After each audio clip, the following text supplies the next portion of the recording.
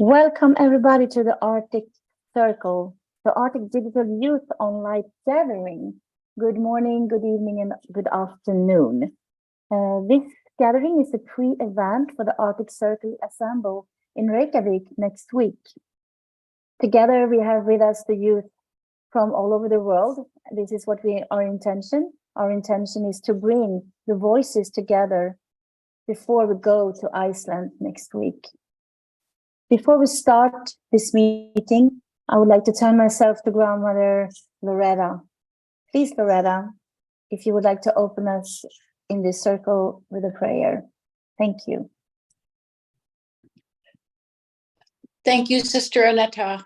I would like to greet the grandchildren of the world.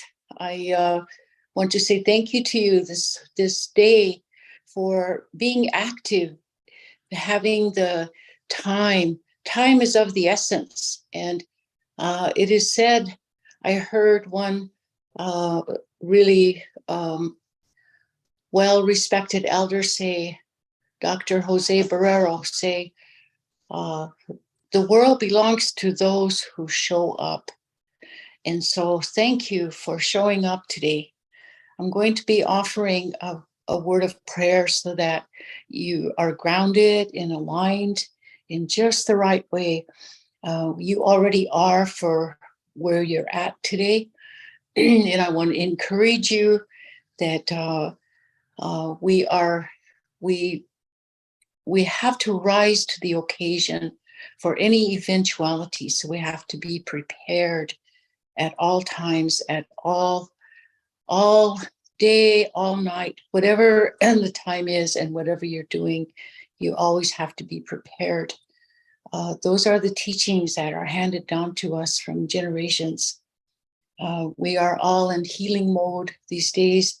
There are many, many bonding disorders that are across the world, created by colonization machines, created by untoward activities and thoughtlessness.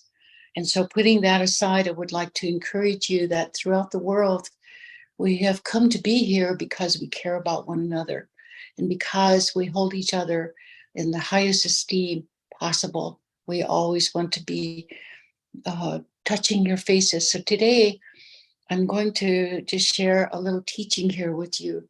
My mother, Beatrice Long Visitor Holy Dance, one of the Indigenous grandmas of the 13 Indigenous grandmothers, the International Council of Indigenous Grandmothers, said to me one time, she said,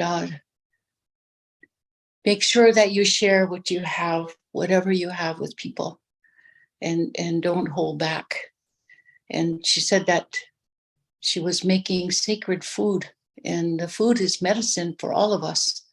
And what she said about it was, she said, the food spoke and it said, whosoever wants to keep me, there is where I will not stay. Whosoever wants to keep giving me away, there is where I will always stay.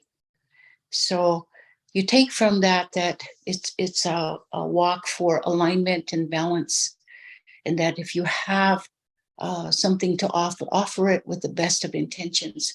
And if you don't have it, don't feel bad about it, but maybe there's always going to be next time.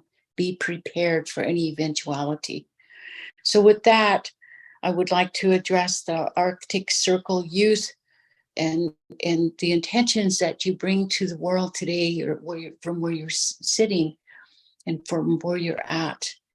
And I speak my own language a little better than any other language I've ever been access to. So I'm going to take this time right now to offer a short prayer so that everything gets grounded and aligned and you all end up in balance, and that you're going to be the change that we've been looking for, all of you youth.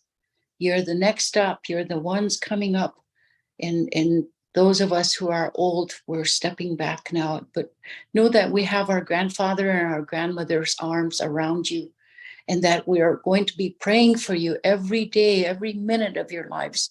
We're holding you there. So as your grandpas and your grandmas, we're here. If you need us, we're always going to be here until we can't be anymore. But for here and now, we're here. So I'm going to reach out. I touch your faces in prayer at this moment. I'm going to ask Creator, I'm going to ask Dakushkoshka, the Creator of all things, and Wopre, the Mother of all things, the law of the females. I'm going to pray and ask for them to give us that blessing that we need so much right now for unity, for reciprocity, for all good things.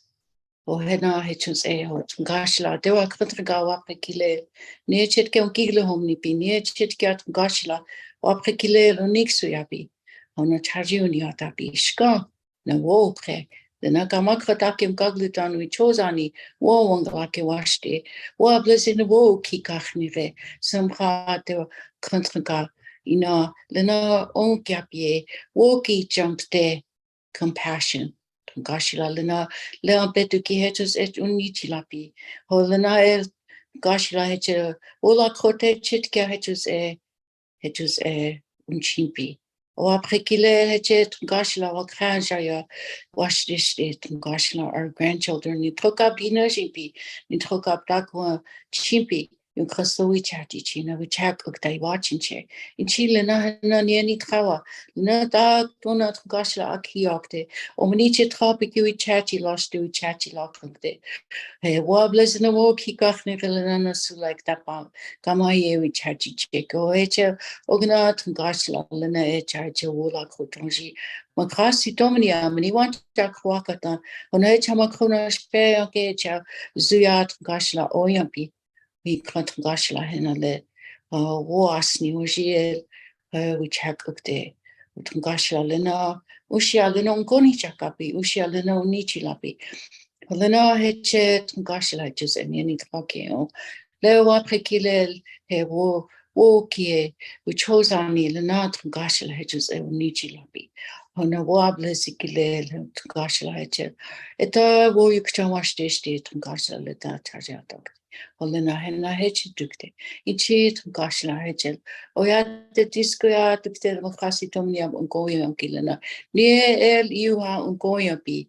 Nie el iuha gashla heches ungoni chakapi. Dagunichi lapi na ehani soliapi. Ehani ayables api na oyakupi. Oyu kant gashla na elmo pilam geni chapi. Waprekile na ungoni chakap. Na henna heche dukte gashla ushil nakapi. Ushio lakapie, ho, mitakuye oyasi, chichapi. All my relations, they were country God, they know Gonichaka. Oh, thank you. Thank you so much, Grandmother Loretta. Thank you so much, Grandmother Loretta. Yes, young generations are calling for extraordinary actions right now. And for the leaders, the world leaders, to stop ecocide and unite us all in the understanding of that's what we share. We share one earth, one mother.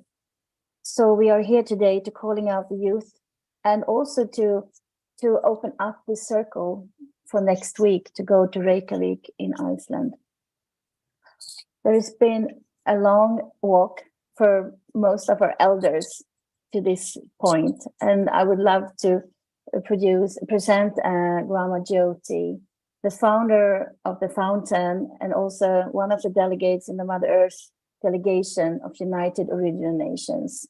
Grandma, could you please share a little bit of the background and where we are right now and why we go through the north? Thank you. Thank you. And I want to thank my sister, Loretta Afraid-a-Bear Cook. She's Oglala Sioux, and the language that she's speaking to is that original language. And what's so important that I've come to learn and understand more deeply, and I'm still learning, is that those original languages, when we listen to them and we absorb them and when we receive them, they wash over us like good water, and they're good medicine for us. They help wake us up to the moment we're in. And they help prepare us, and they have the wisdom of those original days. So I just want to thank my sister for that good prayer that she set in motion here so that we could all open to the wisdom of our youth that are coming behind us. You know, these are very prophetic moments that we're in. In 2013, I was called with a small group of people down into Colombia, and the Kogis drew us in, and they said there was prophecy that was about to open, and that for the next 13 years, we would go through a great, great cleansing, and that the ending would fall into the beginning in 2026. And here it is, 2023, about to turn 2024. And as you can see and take a moment to observe, that 13 years, as it's gotten deeper into the cleansing, has gotten more severe. It's challenged us. It's making us look into the mirror of our truth so that we can be humble enough to see what's there that is old and falling down. They said it was most important to watch the ending so we would stay informed, but to stay focused on that which was breaking through. And that which was breaking through would be carried on the original, those individuals and organizations that were embodying the original principles of heart and unity, oneness, compassion, tolerance. All life is sacred.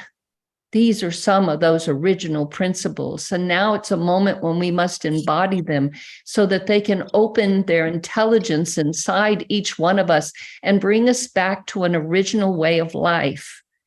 So as we've walked with the 4 original peoples out of Colombia now for over a decade, we've gone to them and they have gone into deep concentration and consultation with the mother herself.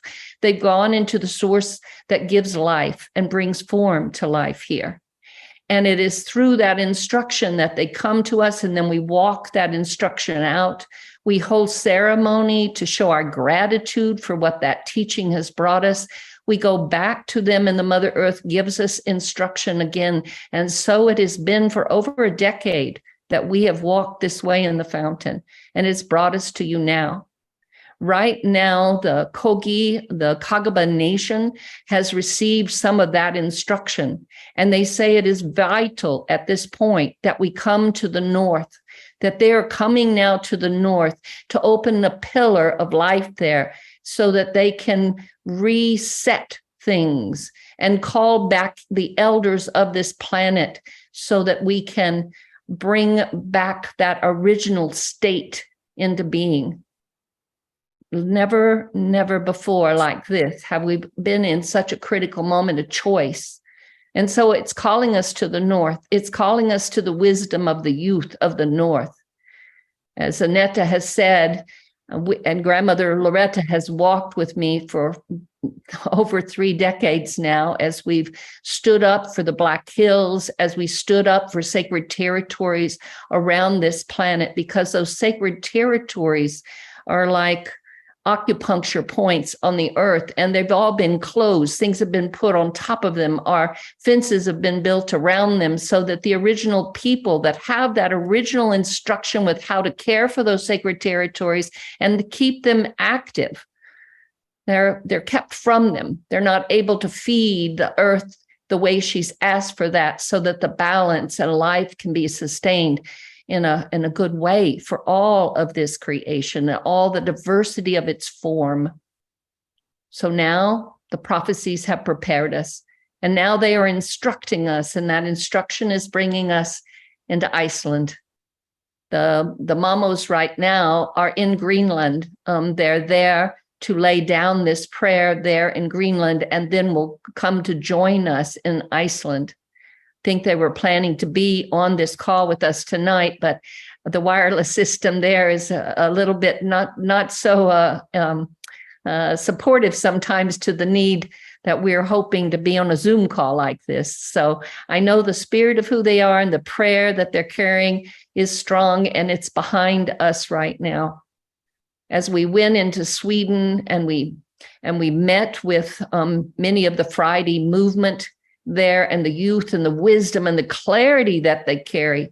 When I've stood in the streets of New York City and stood with the youth there, and their voices were loud and they were clear, and they had a direction about where we needed to go. And one of the things that was most prominent in all the places that we have stood with the youth is the need to listen to Mother Earth, to understand that we are a part of something here as she moves herself into her higher place of being. And she would like to bring us with her.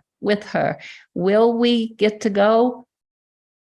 She's going. That's for sure. She's going. We as a human peoples, we are trying to make a choice right now about whether we're going to be able to go in what they call into the new dawn.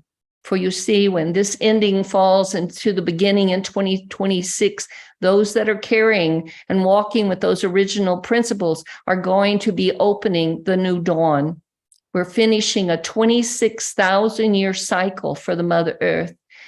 If we can look at it as the end of a cycle rather than what went wrong and start pointing fingers and making judgments and making up stories, if we can put all of that down and concentrate on the new dawn that we all carry inside of us right now, or we wouldn't be sitting in a circle like this. We have been called to something very significant, but we must enter it with our hearts. We must enter it through a realm of acceptance and non-judgment. And we must enter it, I'm told by my elders and all those that carry such wisdom, that we must unify. All nations now must come together in a unified motion for this Mother Earth. She needs us, and she is sending the instruction that will help her and assist her in this changing, this turning. They call it the turning time. You see, she's been through, this is her 6th extinction.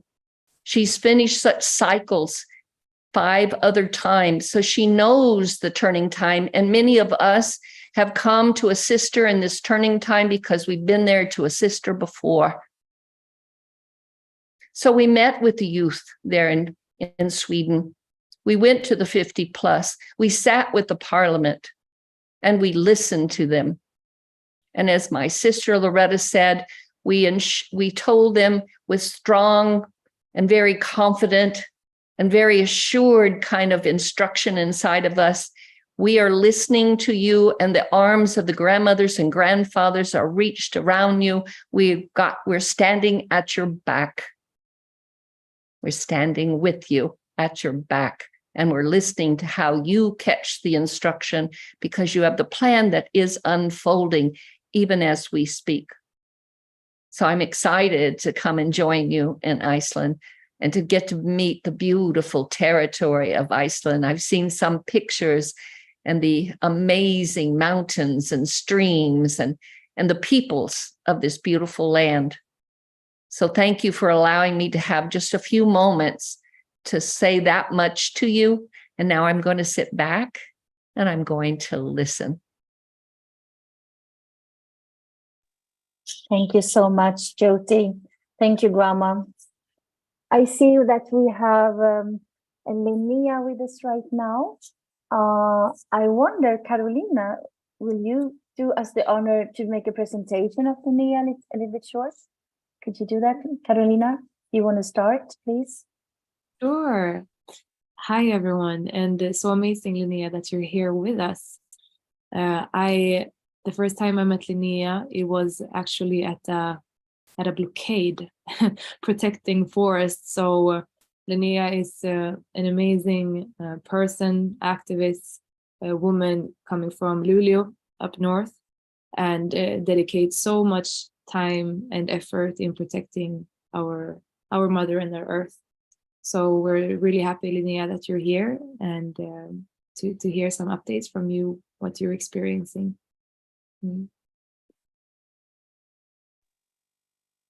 Thank you, Carolina. Please go ahead, Linnea. Welcome.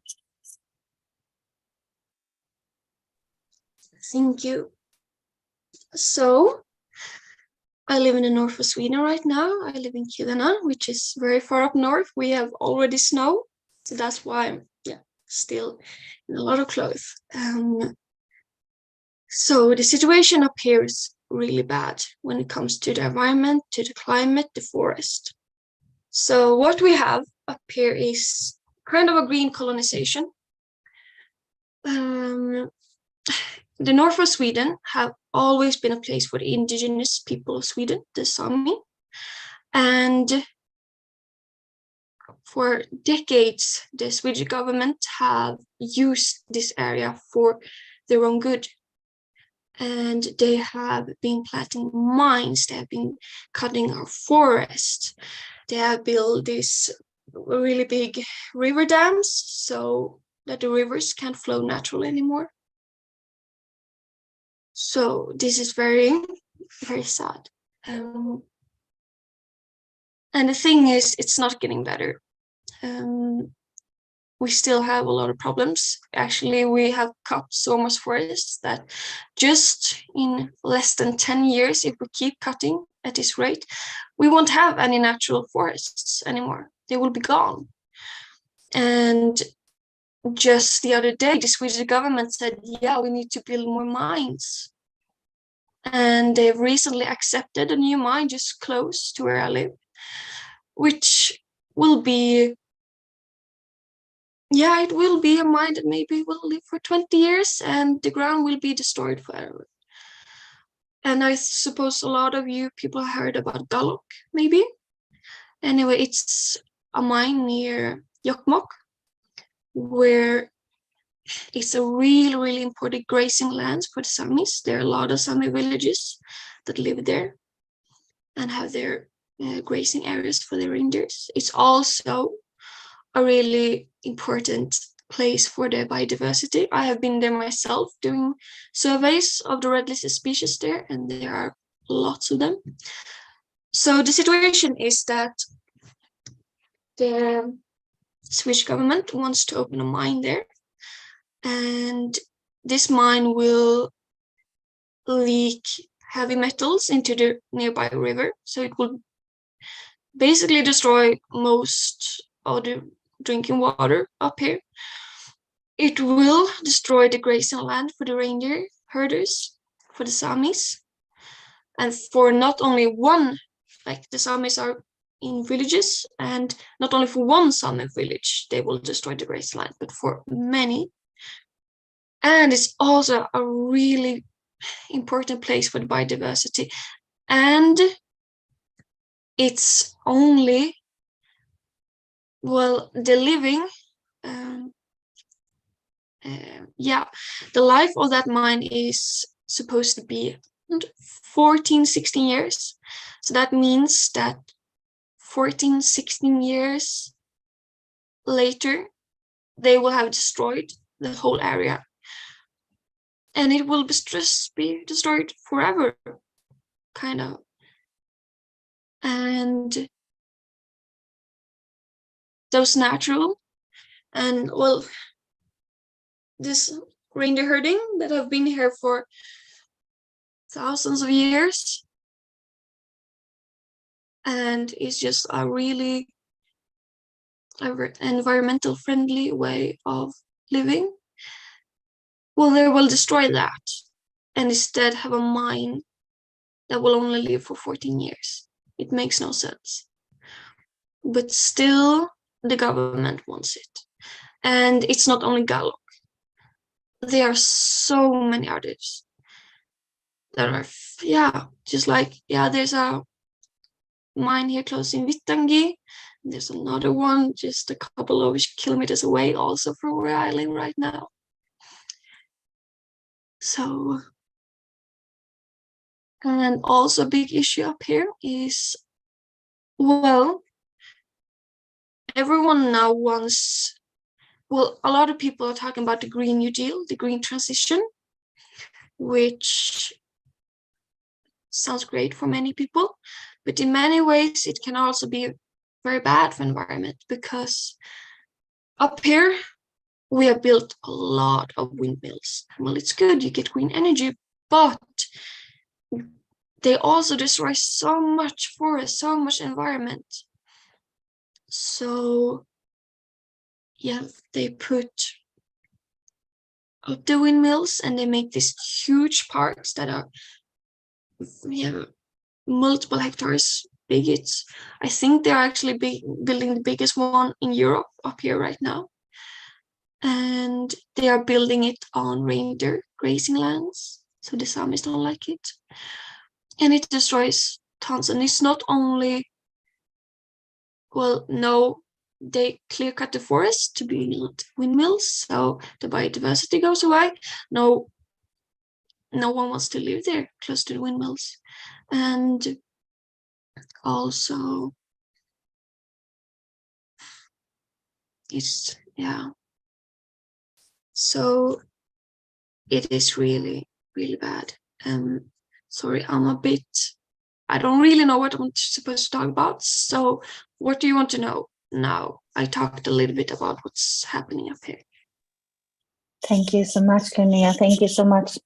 Yes, we want to hear your voice. We want to hear what's going on, and we also want to have. I mean, what we're going to do. We're going to the Arctic Circle Assembly next week in Iceland, in Reykjavik, in Iceland, and we also wanted to have our messages with us. So we wanted to meet with you, and as Grandma Jyoti said, we want to listen to you. We want to see how can we be a part, building bridges around it. I also know we have, I'm going to let Halldór in soon, but I also, before we go there, if you can hold on, Linnea, a little bit, we can come back to you. So we have something, we also have Carolina wanted to show up the news from Norway. Is that okay, Linnea? We get back to you. Yeah, it's okay. Yeah. Thank you so much. We are also very touched. Thank you so much for your testimonial. It feels inside of all of us. Thank you so much for being with us tonight. Carolina, do you want to take a little bit of a background in Norway? Yes, sure. But would you like me to do my testimony now as well? Because I was thinking to end with that. Yeah. Okay. Perfect. Well, hello, everyone. I'm happy and humble to be in the circle together with you this evening and be able to share some updates from Sweden, just like Linnea, and also just like Linnea, more precisely here from Sápmi, as I'm currently located in Umeå. So we'll share some views and perspectives of what I witnessed from my horizon being here. And my name is Carolina Carlsson. I'm a climate justice activist, and for the past years, I've spent the majority of my time in different positions in what you could call the ecosystem of movements in Sweden, the environmental movement, climate justice movement, and it's been a lot about grassroots movement organizing. I've also been focusing to some extent to artivism due to my background as a dancer. And during 2020, I had my internship with Rebecca Lemoine, and that's where I also got introduced to the Mother Earth Delegation of Original Nations and to the Fountain. And what led me to Rebecca was this interest of mine in the concept of the rights of nature and acknowledging the legal rights of non-human nature and criminalizing ecocide.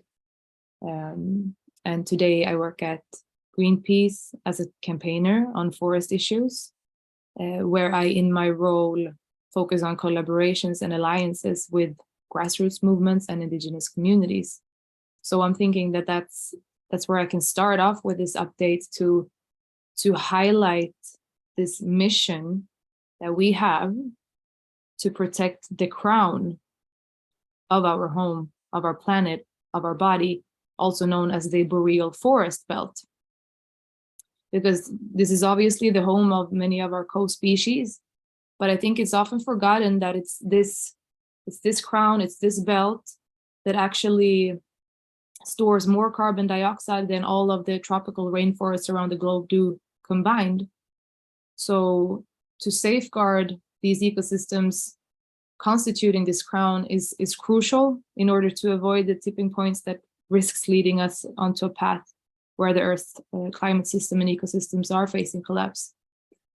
And as you might already be aware of, but unfortunately, as Linnea also stated, I do carry the message that these forests right now are experiencing what you could call the death by 1,000 cuts. as these landscapes are being so fragmented by the forest industry, and that we here in Sweden, we have less than 6% of formally protected productive forest landscapes. We have not even 1% left of the pristine forests, the ones that have never been touched by a human hand. And since 1950s, Sweden has clear-cut around 70%, meaning we have basically conducted ecocide on 70% in this country and replaced those forests with plantations. But due to what I would call propaganda from the forest industry, coming in the form of PR campaigns or even actually manipulated research from scientific institutions, because the industry is so connected to the scientific institutions and so connected to politics that a large part of the population has been, I would also call it, being manipulated into believing that Swedish forestry is actually sustainable, and that, you know, it's so absurd, but that to do these environmental crimes, which is really and truly ecocides, that is also good for the climate, because that's the arguments from the industry, that it's good for the climate, that we can replace the fossil fuel products with the so-called renewable products from wood. And one of the reasons why the population can believe this is, as we know, that people from the dominant culture in Western societies, we've lost the relationship to a large extent to non-human nature.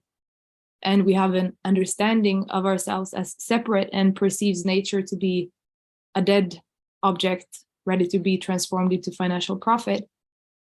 And since also this has been going on for so long, it's a lot of people here in Sweden who does not know the difference between a planted monoculture and an actual forest. But one of the brightest lights that I see stemming or coming out from this very dark situation, it is truly coming from the people of the indigenous Sámi cultures, who have not forgotten that we are intrinsically linked and in relation with everything that is alive. And here in Sweden, the legal rights to traditional territories of the Sámi people is in practice highly linked and tied to reindeer herding communities. So what we see now is that it's the representatives of these communities who year after year have to sit in the consultation processes with the forest companies, whose greed for their forest is endless. But lately there has been a lot more outspoken resistance from these communities. And what I've been focusing on in my work and in the collaborations with these communities, it's to ensure the right to free, prior, and informed consent in consultations, because that is currently not being met in a satisfactory way. And we know that the reality that is around forestry, it's also the reality regarding all different forms of colonial extractivism that's currently going on here in Sápmi. Linnea mentioned it too. It's the mining, it's the logging, it's the wind power plants, and it's all happening under this flag of the so-called green transition, the necessary green transition. But as many are pointing out, it is really truly a prolongation of a colonialism that has never ended. And we have this very symbolic fight right now going on in Sweden about Gállok, which we just heard about. And here in mid-September, there was we had the Sámi communities taking the state to court for giving this permission, even though it violates human rights. So the result is expected to come now, and it's going to be really interesting. And we know that if it would be a yes, then we're going to see a lot of resistance. And as you might have heard, the Norwegian state is no better. It's also violating the human rights of the indigenous Sámi culture. And the situation now in Norway is that they are refusing to take down a wind power plant, even though it's been ruled in court that it should be taken down. So it's even been decided in court. So to protest against that the government hasn't acted on this court decision, we have hundreds of Sámi youth right now who are protesting on the streets of Oslo and condemning the acts of the government and demanding that these wind turbines are gonna be taken down. And I'm gonna show you a brief just glimpse of what's going on there right now. And that's also what I would like to end with, that this message that there is a lot of resistance which is rising, both from indigenous peoples, but also from people from the majority culture. We just had a week of action here in Sweden for social and climate justice.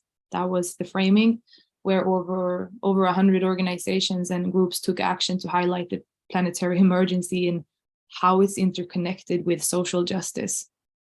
But it's also good to know that here in Sweden, we are facing a right-wing government. Just the last week, it made comments and statements officially that environmental groups are a threat to security, that we are a totalitarian force who is sabotaging the democratic conversation.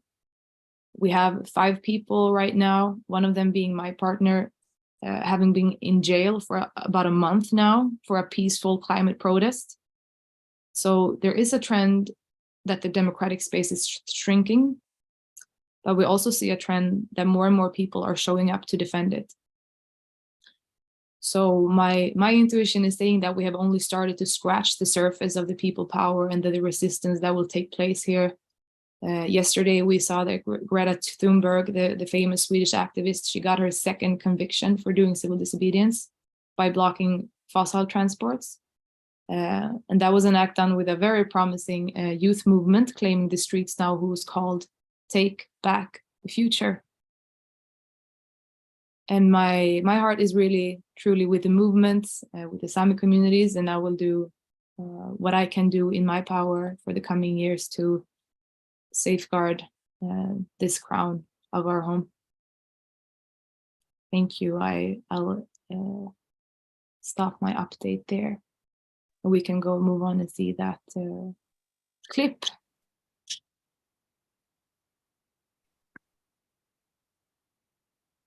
Thank you, Carolina. Majin, yes, thank you.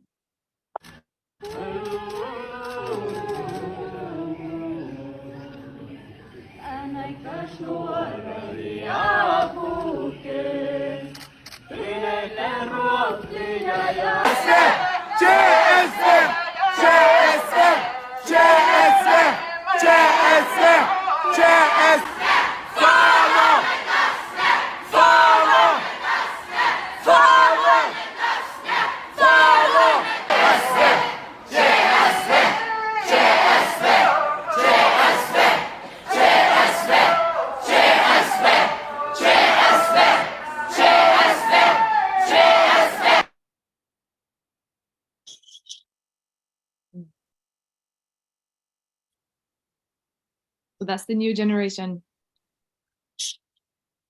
And such a strong one. Thank you. Thank you so much, Carolina. Thank you, Linnea and Carolina, so much. Oh, okay, so there is a strong message from the Norse grandmas and our old elders around us. We need to bridge over now. And talking about bridging over, Halldór, you are our superstar on Iceland, also our host. You are the co-founder of the Arctic Portal, and Carolina have a lot of data in her talk tonight, and I know you are one of those who collect the data from the Arctic and so on. I would like to introduce you with these words and ask you to both, probably if you can make some kind of reflections from what you see right now from Sweden, Norway, and also if you can tell us a little bit more about the Arctic Circle next week and further about the youth dialogue. Thank you for being with us, Halldór. Yeah, pleasure to meet you all, and I look a bit grayish, don't I? Anyway, probably my computer or my age, whatever, combination of both. I guess I should be categorized as an elder, right? I have grandchildren. So, you know, both Carolina and Lina, I agree with you. I am compassionate with what you're saying, and I've been to the other north many times. I've slept in a lavabo in Kautokeino in -26, and I have very good friends who live from the reindeer, and I know many of the youth, and I was with them down in Rome last year, and I've been all over Russia and met many of the reindeer herders in and around Russia, and up in Alaska, in Greenland, etc. So I have had the privilege of traveling very widely in the north. I've also been, of course, in my own country, and I'm born and raised in Iceland, and I went abroad to study in Canada, came back, and didn't really mean to stay that long, but I'm still here. Even though I've been working very internationally, I've also been working very locally. So I know this story, you know. I don't know if I'm there to say this, but probably 40 years ago, 40 years ago, I was a very young man, and I was given 15 minutes to speak on the radio. They had something that they called sort of the wise talk of the day, and I was given this privilege at a very young age, and I spoke about the value of the land, and how we needed to put a value to it, because what may look wise today may not be smart tomorrow. Similar to what you just said, Lina, because a mine only lasts maybe 15 years. And when we had there was a discussion some years ago also, which led to well, it wasn't a discussion, it was a decision basically being made on a big hydro plant. And by doing that, they closed up a huge canyon, and I was to that canyon before they closed it off, and you felt Mother Earth in such a way that you just basically went down to your knees, and it was like, whoa. I mean, the power is so enormous, because the water was going through this canyon and the earth was basically rattling. And so I was arguing in my little piece, well, we should put a value to it, because this, if we only look at tourism, it's going to be more valuable than this power plant. And they laughed at me and said, like, come on, I mean, there's no tourists, there's not even a road to this thing. And then I was on this committee about tourism, slightly after, a couple of years after that, and then it was a good group of people. We told them, well, you know, in Iceland in 2015, we could probably be estimating to see as many as 1.5 million people. We had a population of 300,000 at that time. And the tourism at that time was about 400,000, and they laughed. And we introduced it to the parliament. They laughed at us. I was a young man and like, come on, you don't know anything. We had 1.8 million. Now we're up to 2.5, and we're always behind. I mean, because planning, and I have a degree in planning, looking like 25 years down the road is not something that policymakers can do. They're always thinking in like 4-year time slots. And that's their biggest problem, is that long-term thinking is not part of their job. So how can we change that? I mean, the only thing we can do is to try to educate them and educate everybody, because even though I'm talking to Carolina and Lina now, even though the two of you are enlightened, a lot of your peers are not, far from it. I sold my house a few years ago to a young family, and I had planted a lot of trees, and they were very valuable to me. They're all gone. Too much of a hassle to them, and too many leaves falling in the fall, and I just get rid of them. So, I mean, the attitude is not linked to the age of you. It's linked to your background and your education, and how you are basically educated in your environment. And that's what we have to change. We have to really get people to take their blinders off and think, because the world, I mean, I had a seminar last week with some of the smartest people on the globe on auroral physics. And auroral physics basically tells us that we're so small, we are less than tiny in a universal context. And our life, even on Mother Earth, is like tiny. And Mother Earth in the context of the universe is also tiny. So I mean, there's such big forces out there that we have no control over and no knowledge of, or very limited knowledge of, that we really need to change. So back to, I mean, how do we get policymakers to change their opinion?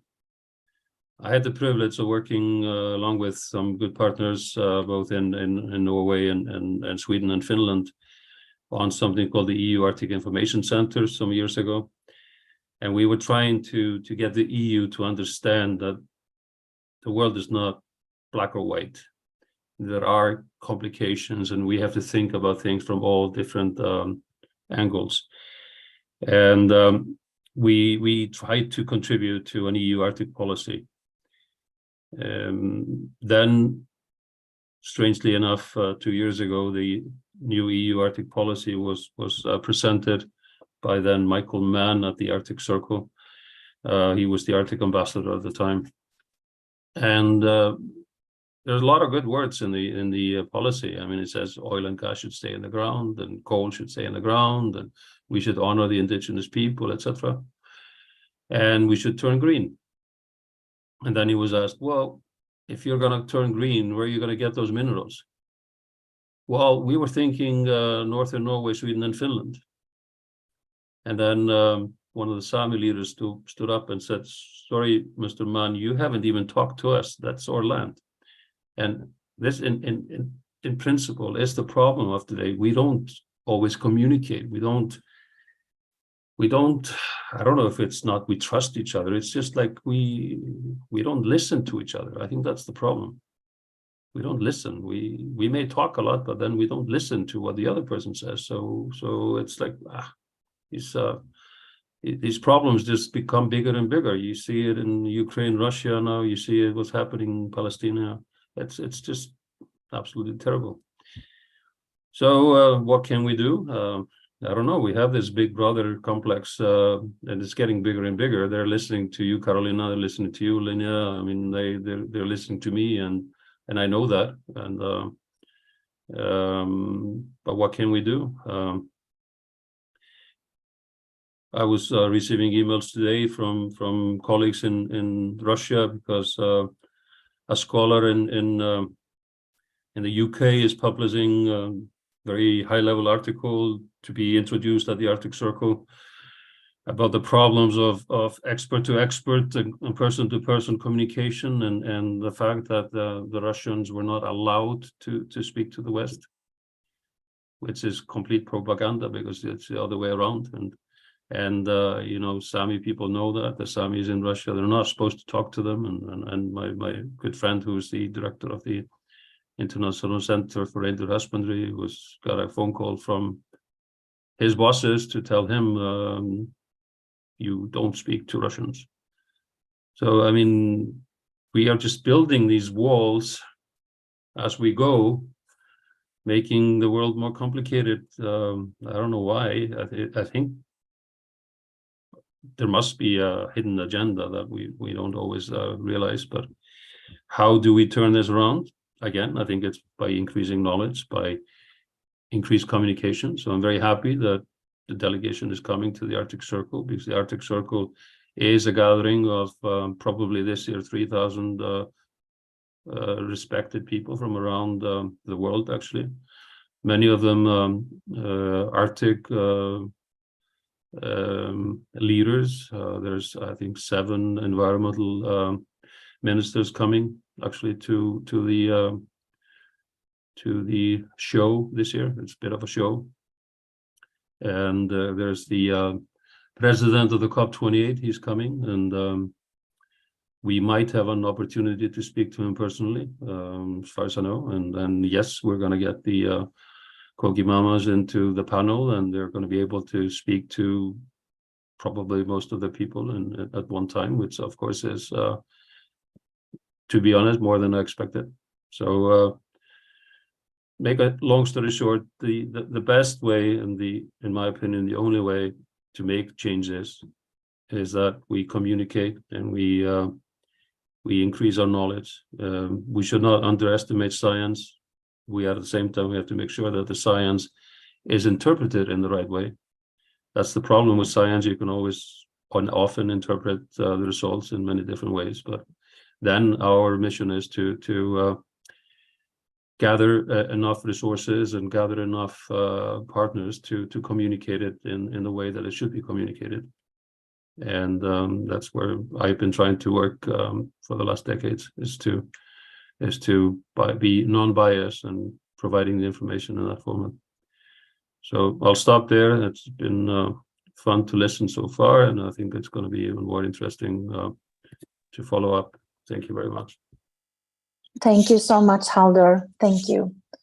And yes, about bridging over, we have about 9 minutes left from this call today, and some of us going to meet in Reykjavik on Iceland next week. And we're also looking for do press conference online, and we're also looking for make another online call like this.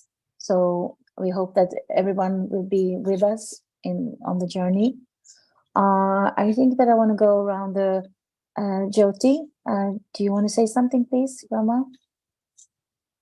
I do. What's been coming up for me is a little video with some of the Mother Earth delegates and some of the wisdom keepers that I've walked with as we've walked with Minnie and listened to the youth. And it's about a little over 4 minutes. Could I share that video? Because I think it captures kind of the heart of, are we listening?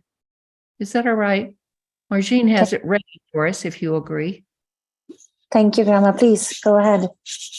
Hey, Margine, I just want to share this as the heartbeat of something I think we all are holding together, and the variation of how we will speak about it. Our original people will bring their wisdom and their language and a way of life that addresses this from a very different perspective than the West. But we must create a bridge that's going to allow us to dialogue and to find good solution. That's my prayer.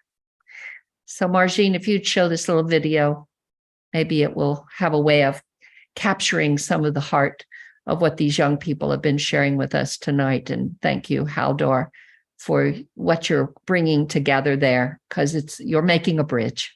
Thank you.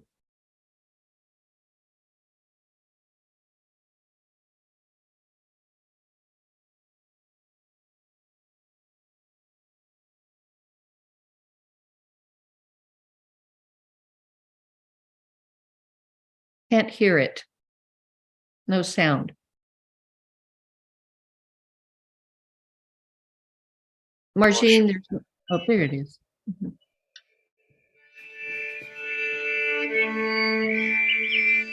Gratitude for this opportunity to be here in this incarnation upon this planet.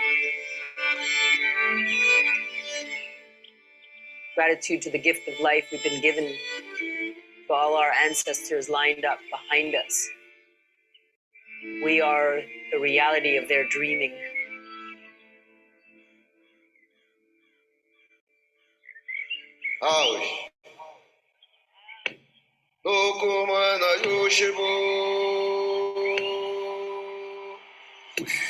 Let us come together in one mind, as one heart and one body. Ay ay. Hatunga po kamba usa tami manyani. Sumagiyaita sumak shungutan yukanchik takui. My name is Jyoti. I'm one of the wisdom keepers. An amazing circle of beings that have come from all different parts of the world because we were called here. Our First Nation peoples have a way of life that is sacred and has been given to them by this Mother Earth and Father Sky, and it is the remedy of this time. That I am sure of. Personas que viven con la nueva tecnología es que están muy separados de la naturaleza. Hace que no puedan tener ese viaje con el corazón, la mente y el espíritu. それを教えていたのが先住民族であり、長老たちであり、シャーマンたちでした。本当にその意味を知ってる人たちがもう隠れていないでもっと表に出てきた。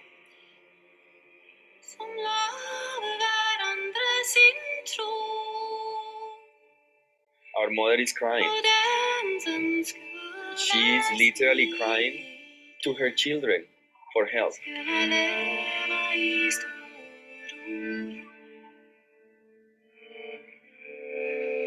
The message that she brings today is, are you listening?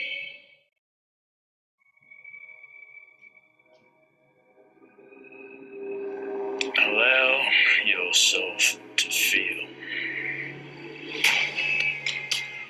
La contaminación de los ríos, la contaminación de los océanos, el fuego en la Amazonía. Los desastres naturales están viniendo. ¿Cómo es posible? La gente no puede sentir o ver eso. We are listening. You have called us to wake up in this time. Help us stay strong so we can march forward now on a planet with one heart. We're able to feel through direct experience what it's like to come together like our ancestors once came together, to reflect, to pray, to listen.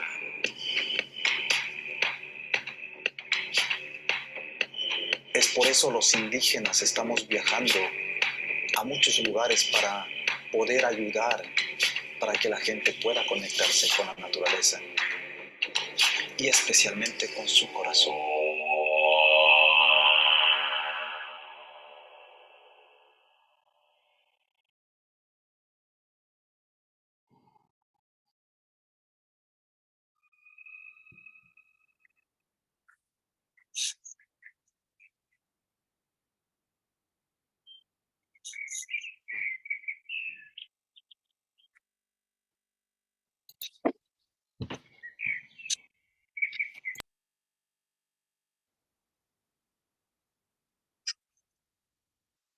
Thank you. I think this is it's summing up everything where we are right now. So thank you so much, each and everyone on this call. Thank you so much, everybody on YouTube, Facebook, online. Thank you so much for keep on walking together. And please reach out for us. Going to Iceland, to Reykjavik next week, to the Arctic Circle Assembly. Please reach out for us if you have any thoughts, any messages, and stay tuned. See you probably next week already. Thank you, everybody. Thank you. Thank you, everyone.